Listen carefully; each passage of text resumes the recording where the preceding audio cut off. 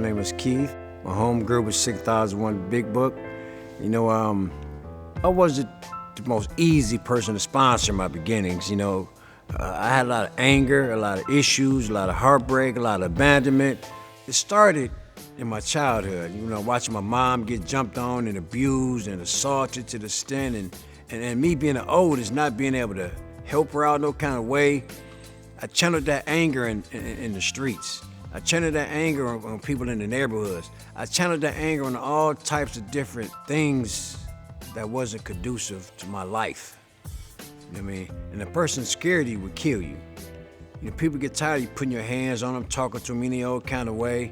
Me and my siblings were forced to go move out of town with other family members.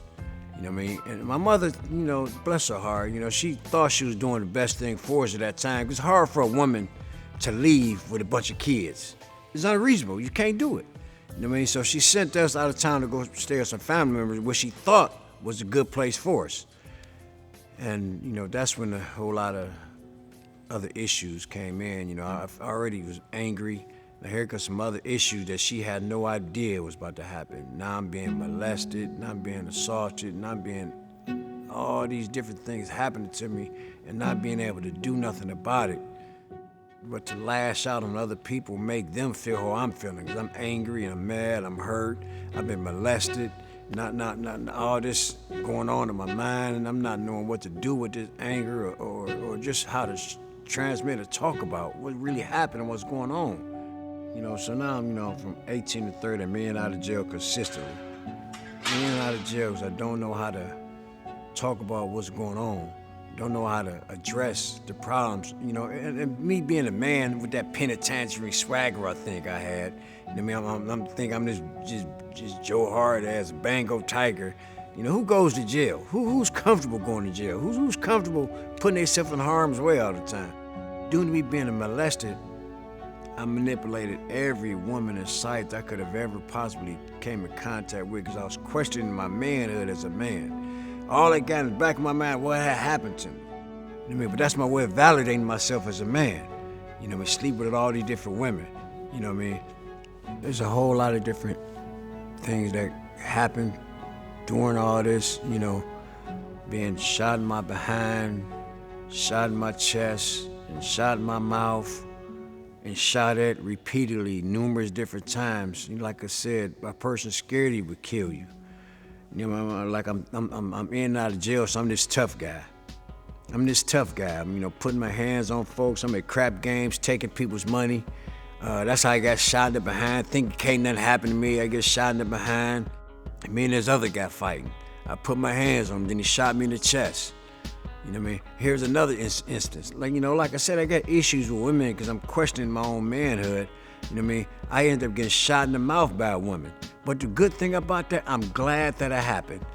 I bet you asking yourself a question. Why are you glad it happened? I'm glad you asked. The reason I'm glad that it happened because at the end of my career, putting my hands on women. You can find out a whole lot about a person putting their hands on women. They either questioning their own manhood or they've been molested.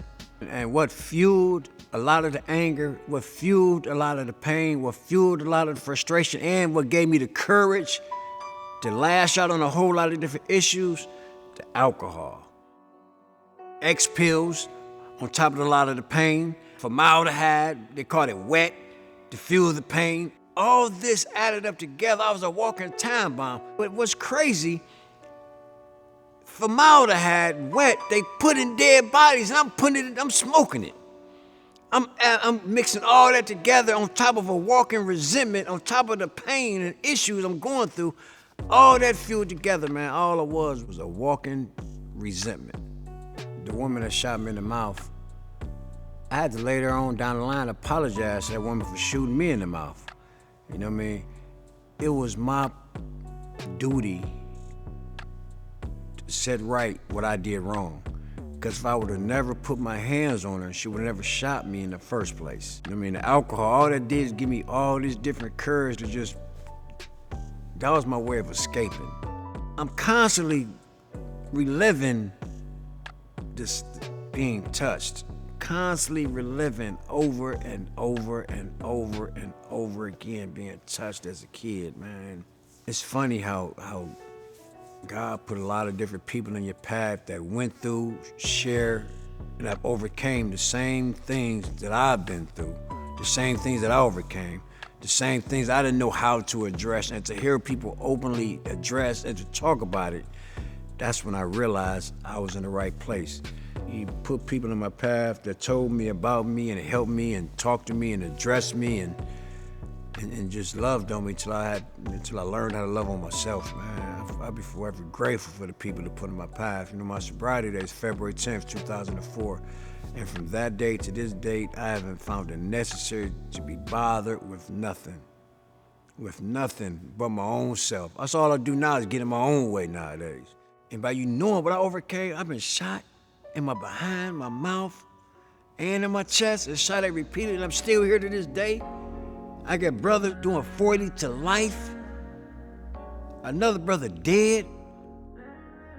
I was a horrible example of doing something different, fueled with all these numerous different substances, not caring about nothing or nobody but myself.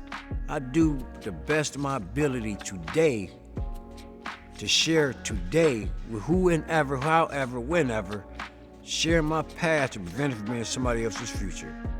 I mean, a friend of mine introduced me to the rooms and told me what can I do to get myself better. You know, 'cause I'm getting drunk, but I can't even get drunk no more. He told me about how to get into detox, you know, get myself some help, get into detox, get myself some help, you know, 'cause I'm full of everything. And I was gonna keep on. I normally get out of jail, get back on my feet, and run back home to mama. Get out of jail, get on my feet, run back home to mama. You know what I mean? Then once I'm done destroying that, I get my own little place. You know, that was a dangerous cycle. Dangerous cycle. So, you know, he introduced me to detox. Took myself to detox. But I think I needed some more help. You know what I mean? I knew, but, you know, I didn't really know what direction to go in. So, you know, they saying go, you know, get further treatment. I ended up going to this place called Matt Talbot, or Professor at the time. I love the transition of recovery that I came in on, man, how they told you about you without your permission and demanded respect. In order to give respect, you gotta be respectable. You know, these things I had to be taught. You know what I mean? I came in with that animalistic mentality, not realizing that animalistic mentality is what almost killed me. The animalistic mentality is what I fueled.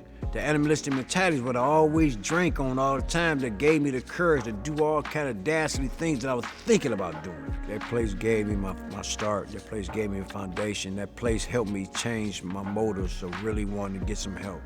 It got rid of the reservations. These people loved on me and loved on me and loved on me with a whole lot of other people that just kept on loving on me.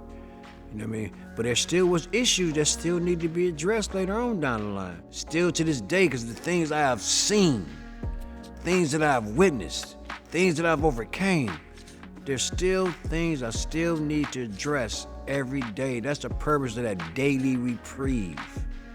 Contingent on my spiritual maintenance of what am I doing today?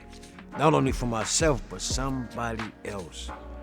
I consistently got to keep doing work. I got to consistently helping somebody. I got to consistently doing the next right thing.